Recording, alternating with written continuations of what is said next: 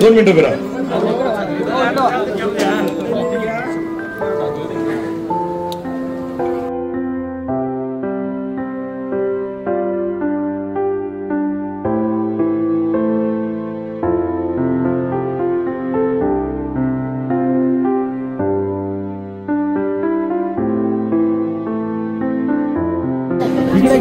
माझे वडील नेहमीप्रमाणे ड्युटीला जात होते, तर त्यांना तिथं चौकापाशी आढळून त्यांना गाडीवरून उतरून त्यांना लगेच मारहाण करायला लागले. माझे वडील ते किऊन पळत होते तरी त्यांच्या मागे लागून त्यांना मारत होते. ते काय चुकी होती माझ्या वडिलांची? ते फक्त माझे वडील नव्हते, आपले शिर्डीकरांचे वडील होते. ते त्यांना का बरं मारलं? त्यांना त्यांची काय चुकी होती? त्यांची ही चुकी होती की भावासोबत भावासारखं वागावं, लेकरांच्या इच्छा पूर्ण करावं, पत्नीच्या इच्छा पूर्ण करावं, ही चुकी होती का? त्यांना का मारण्यात यावं? असा व्यक्ती कस काय जिवंत राहिला पाहिजे? ज्या तडीपार व्यक्ती आपल्या शिर्डीत आलेला आहे हे लोकांना माहित कसं नाही? पोलिसांनी लक्ष का बरं दिलं नाही? आणि तिथं चौकात सीसीटीव्ही कॅमेरे लावले. ते माणूस मेल्यानंतर सीसीटीव्ही कॅमेऱ्याचं फुटेज दाखवण्यासाठी लावले का? ते फुटेज कंटिन्यू आपण पाहिला पाहिजे. कुठं काही घटना चालू आहे का नाही तिथं लक्ष द्यायला पाहिजे. आज माझ्या वडिलांसोबत झाले ते अजून कोणासोबत व्हायला नाही पाहिजे. आणि गुन्हेगारी कधी संपत नाही. जवळ गुन्हेगार संपत नाही तोवर गुन्हेगारी संपत नाही. आणि जवळ त्या 2 व्यक्तीचा एन्काउंटर होणार नाही ना तोवर माझ्या कुटुंबाला व शिर्डीकरांना आत्म्याला शांती बसणार नाही. त्या दोघांचा एन्काउंटर झालाच पाहिजे. विनंती की माझ्या नवऱ्याला न्याय भेटला पाहिजे, त्याला फाशी शिक्षा झाली पाहिजे. माझी पण एवढीच विनंती की त्याला इनकाउंटरच झाला पाहिजे. त्याला फाशी करून नाव उपयोग, त्याला इनकाउंटरच झाला पाहिजे.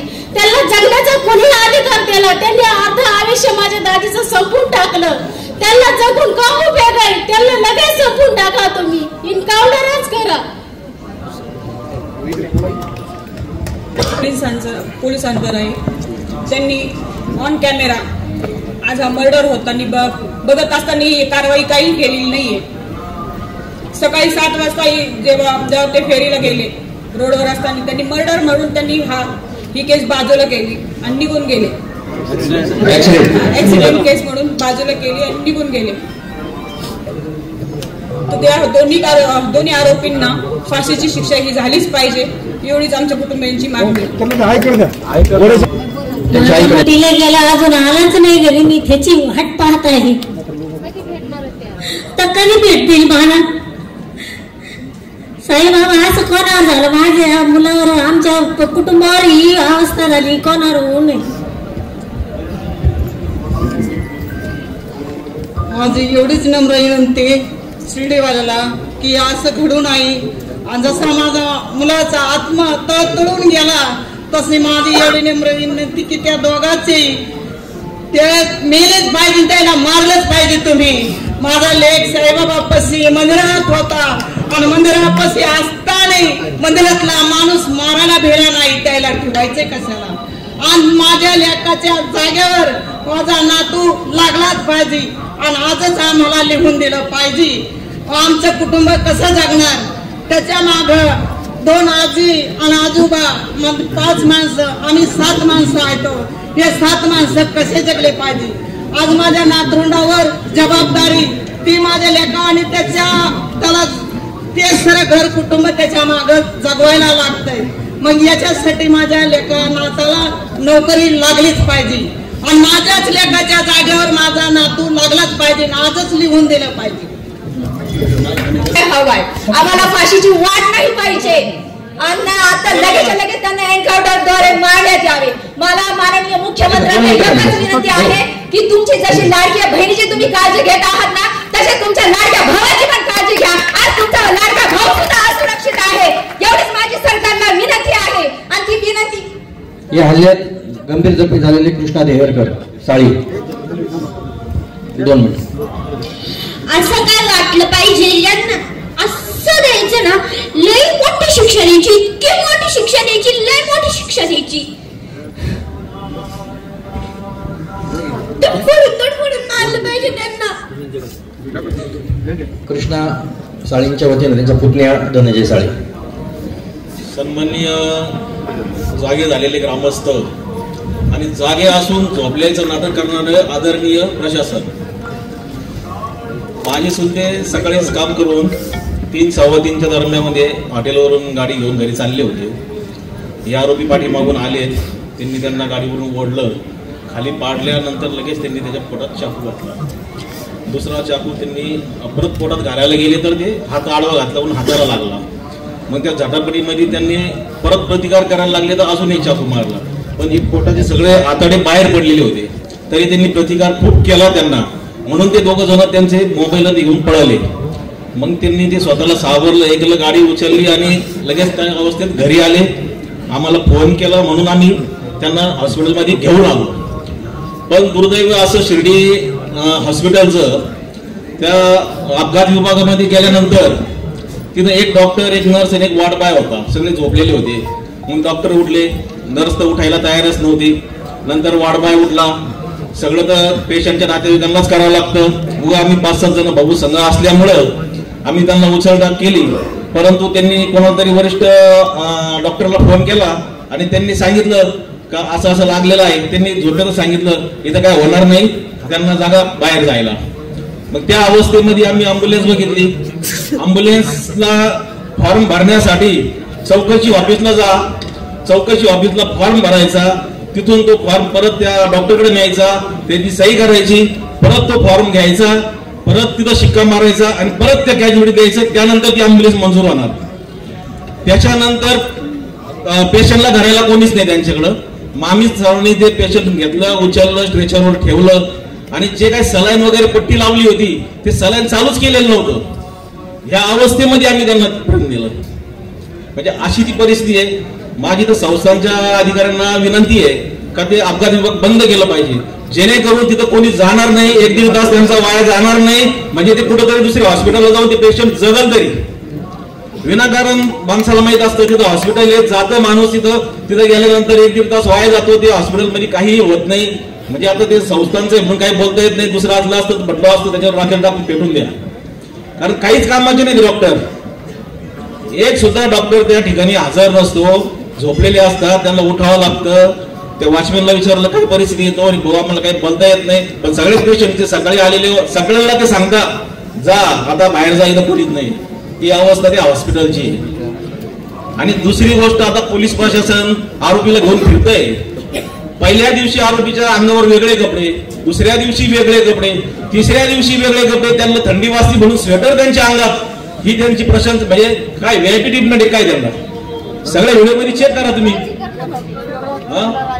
आणि पुण्यामध्ये एक आरोपी होता का कोण होता, त्यांनी पोलिसांना फक्त धक्काबुक्की केली. काय केलं का पोलिसांना तिने धक्काबुक्की केली म्हणून भर चौकामध्ये त्या गुढीवर चालवताना त्यांची व्हिडिओ आहे. म्हणजे तुमच्यावर आल्यानंतर तुम्ही काही पण करू शकता आणि सामान्य नागरिकांना तुमच्याकडे न्याय राहिलेला नाहीये. म्हणजे याचा अर्थ असा आहे का, याचा अर्थ असा आहे का याच्यानंतर पण काही होऊ शकत नाही असं आम्हाला वाटतंय. आणि जर तुमच्याकडून होतच नसतं, आम्ही तर सक्षम आहे, पण मग आम्हाला पण त्यांच्यासारखा थोडासा तुम्ही सुटका द्या, आम्ही पण नीट करू शकतो. एवढी आम्ही तुम्हाला या होत्या सर्व पीडित जे कुटुंब आहे ज्याच्यावर अत्याचार अन्याय झाले अशासाठी यांच्या आपण या ठिकाणी मनोगत व्यक्त आपण ऐकलेलं आहे. या संदर्भात मला आपल्या सर्व ग्रामस्थांना या ठिकाणी सांगायचं आहे की प्रमुख जे आपले मान्यवर आहेत त्यांच्या वतीनं या ठिकाणी जे जे प्रशासक आहेत, मग ते सर्व संस्थांचे असतील, पोलीस स्टेशनचे असतील, वाहतूक असेल, म्हणजे आमचे नगरपालिकेचे असतील, सर्व या ठिकाणी उपस्थित आहेत. माझी त्या सर्व प्रशासनाला विनंती अधिकाऱ्यांना की ज्याच्या संबंधी विषय आले तर ते कृपया आपण ते नोट डाऊन करायचे. आणि माझी विनंती आहे, आमच्या नगरपालिकेचे या ठिकाणी मस्के साहेब प्रोसिडिंग करतायत. मस्के साहेब या ठिकाणी एक सुद्धा विषय या ठिकाणी राहता कामा नाही, एक सुद्धा अधिकारी या ठिकाणी गैरहजर असता कामा नाही. जो कोणी अधिकारी या ठिकाणी गैरहजर असेल त्याच्यावर कडक कारवाई केली जाईल असं नामदार साहेबांनी तर सांगितलं. परंतु आम्ही सर्व शिर्डी ग्रामस्थ या संदर्भात माननीय मुख्यमंत्री साहेब यांच्याकडे जाऊन त्याची तात्काळ बदली करणार आहोत. ही देखील गंभीर दखल या ठिकाणी प्रशासनाने घ्यायची आहे. या ठिकाणी मी विनंती करतो की मी शिर्डी ग्रामस्थांचा धन्यवाद करतो. सर्व नेते शिर्डीचे सगळे एकत्र आले. सर्व थोडासा माझा संताप झाला होता आता की आम्हाला बोलू द्या, कारण असं आहे की माझा मेहुणा नितीन कृष्णा शेजूळ हा म्हणजे एकदम भोळसट व्यक्ती. त्याचं मंदिर सुरक्षा म्हणून तो इथं रक्षक ग्रुप मधून काम करत होता. त्याची कधी ड्युटी मंदिर परिसरात असायची, कधी भोजनगृहात असायची, कधी द्वारकामाईजवळ त्याचं हे राहायचं, ड्युटी राहायची. आता जर पोलीस प्रशासनाने आतापर्यंत जे स्टेटमेंट केलेलं आहे की त्यांनी नशेत केलं, जर नशेत केलं असतं तर त्यांनी त्याच्या घरच्यांना का नाही भोसकलं, त्यांनी त्याच्या बाबाला आणि भोसकलं, त्यांनी त्याच्या आईला का नाही भोसकलं. माधव चोदनी त्यांनी ह्या भोसक मुलाला भोसकलं. त्या दिवशी रात्रभर रक्तरंजित रात्र होती ती, रक्तरंजित रात्रभर गस्त झाली नाही का पोलिसांची. 2 वाजेपासून हा खेळ चालू होता. ते शिर्डीच्या वेगवेगळ्या भागामध्ये फिरत होते. ते कधी कौडवा नगर मध्ये होते, कधी गणेशवाडीत होते, कधी शिर्डी साकोरी शिवावर होते. मग एवढ्या दरम्यान राहता पोलीस स्टेशन किंवा शिर्डी पोलीस स्टेशनची कोणतीच गाडी फिरली नाही का? सीसीटीव्ही फुटेज एवढा मोठी स्क्रीन लावून ठेवलेली आहे त्या शिर्डी पोलीस स्टेशन मध्ये. त्याच्या समोर 2 कर्मचारी बसले असतील. ते जे सीसीटीव्ही लावलेले आहेत त्याच्यात ही जर रक्तरंजित ही जे घटना चालू होती, थरारक घटना चालू होती. कमीत कमी 15 मिनिटं त्याला मारत होते माझ्या मेहुण्याला. त्याला 15 मिनिट मारत असताना एकही कर्मचाऱ्याचं लक्ष गेलं नाही का? त्यांनी त्यांना ओढत रस्त्यावर आणलं. त्याच्यानंतर त्याचा पाय मुडपला, तो खाली पडल्यानंतर परत उठला. त्याला दुसरा व्यक्ती मोटरसायकलने धडकवतो आणि त्याच वेळेस त्याच्या डोळ्यामध्ये चाकू घातलेला आहे. त्याचा पहिला घाव डोळ्यात आहे. आपल्या डोळ्यात साधं तिखट गेलं तर आपल्याला किती त्रास होतो. त्याच्या डोळ्यात चाकू खुपसला. त्याच्यानंतर त्याच्या छातीमध्ये चाकू खुपसला गेला, त्याच्या पोटात चाकू खुपसला. तिथं तो रक्ताच्या उलट्या करत होता. रस्त्यावर बरेच लोकांनी त्याला पाहिलं. पोलिसांना आय विटनेस भेटत नाहीये. आय विटनेस मला भेटले 2 जण, त्यांनी पाहिलं पण ते पोलीस स्टेशन मध्ये येण्याच्या तयारीत नाही. कारण त्यांचं म्हणणं आहे आमचे पण बाप आहे, आमचं पण आई आहे, आमचं बायका पोरं आहे, आमची हिंमत नाही, आम्ही पोलीस स्टेशनला येत नाही. तुमचा मेहुणा दादा मला सोड, माझे सगळे पैसे घे, माझा मोबाईल घे, माझे पैसे घे, सगळं घे. त्याचे कपडे खाली केले पूर्ण. त्यांनी जॅकेट बिकेट सगळं फेकून दिलं. तरी ते त्याला मारतच होते. त्याच्यानंतर 5 मिनिटं रिक्षाच्या पाठीमागे नेऊन त्याला काय केलं ते फुटेज मध्ये आलेलं नाही. कमीत कमी त्याच्यावर इतके वार झाले. त्याच्यानंतर त्याच्या डोक्यावर दगड टाकण्यात आला. 4:13 हत्याकांड चालू झालं. 4:18 सकाळी त्याला मारत होते आणि त्याच्यानंतर ते आरामशीर निघून पुढे जाऊन कौडवा नगरमध्ये त्यांनी दुसरी हत्या केली. त्याच्यानंतर पोलीस सकाळी 7:30 वाजता पोहोचले. त्याचं किती रक्त गेलं, त्याचा मृत्यू हा घावाने झाला नाही, त्याचा मृत्यू हा रक्त गेल्याने झालेला आहे. 7:30 म्हणजे 4 तासानंतर पोलीस तिथं पोहोचतील. मग याला जबाबदार कोण हे मला विचारायचंय. बाकी मला आता 2च मिनिटं बोलायचं म्हणून मी माझी तळतळ थोडीशी सांगितली. मी सर्व ग्रामस्थांनी जे पुढारी नेते वगैरे आहेत, सामाजिक कार्यकर्ते यांचं मी खरंच आभार मानतो. पण ही माझी तळतळ ही सकाळची ड्युटी होती 4ची. याच ठिकाणी माझा भाऊ ड्युटीला होता, मंदिरामध्ये ह्याच ठिकाणी होता. आज मी इथं माझा भाऊ ड्युटीला असता. माझ्या भावाला त्यांनी पाठीमागून येऊन अडवलं आणि गाडी आडवी लावली. साईबाबाच्या मंदिरातलं कार्ड माझ्या भावानं दाखवलं त्यांना, पण त्यांना माझ्या भावाची माया आली नाही. या शिर्डीचं नाव बदनाम होऊ राहिलं. या शिर्डीचे बाबाला इतके भक्त होते, बाबाची बदनामी होती.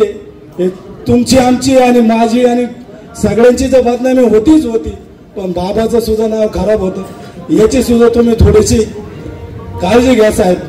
माझं म्हणणं एवढं आहे का त्या आरोपाची जसं माझ्या भावाला मारताना त्याचा व्हिडिओ व्हायरल झाला, तो जेवढा भाई व्हायला पाहिजे त्याच्यापेक्षा जास्त झाला. सगळ्या लोकांनी पाहिलं, पण पोलीस त्याला मारताना व्हिडिओ आला पाहिजे. त्याचा एन्काउंटर करताना नगर हायवेवर एन्काउंटर करा आणि जनतेला सुद्धा तो व्हिडिओ दिसू द्या का असं केल्यानंतर काय होतं, कशी सजा देते. आणि माझ्या भावाला मारलं, मी त्याचा मर्डर करू शकतो, पण मी मर्डर केला तर फक्त मलाच ते वाटेल की मी मर्डर केला. तुम्हाला हत्यार दिलेले आहेत कशाला? शेतकऱ्यावर गोळ्या घालायला हत्यार दिलेले आहेत का आंदोलनकारावर गोळ्या घालायला दिलेले? तुम्ही घाला त्याच्यावर. तुम्हाला चांगला चान्स होता. काटवण्यात नेलं होतं ना. आता काटवण्यात कोण बघतं? म्हणायचं तुम्ही पळाले घाला ना गोळ्या, तुमचं नाव करा. चांगली गोष्ट नाही. तुमच्या माझी सुजयदादाला, सगळ्या गावकऱ्यांना, सगळ्याला माझी हात जोडून विनंती. मी गरीब माणूस आहे, पण तुम्ही त्यांचं एन्काउंटर करा. तरच शिर्डी वाचन, नाही तर शिर्डी वाचत नाही. धन्यवाद.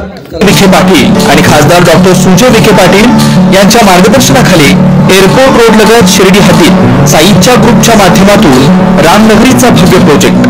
वैशिष्ट्ये शिर्डी एअरपोर्ट रोड लगत बस स्टॉप, शाळा, बँक 5 मिनिटांच्या अंतरावर, ड्रेनेज व स्ट्रीट लाईट, प्लॉटमध्ये प्रशस्त श्री राम मंदिर, साई समाधी मंदिरापासून 10 मिनिटांच्या अंतरावर, MSAB पोल कनेक्शन, 20 फुटी अंतर्गत रस्ता व दोन्ही कडेने सुशोभित झाडे, रहिवाशांसाठी अनुकूल. शिर्डी नांदुर्गी शिवरस्ता लगत साई परिक्रमा मार्गालगत प्लॉट लगत 18 मीटर प्रस्तावित रस्ता.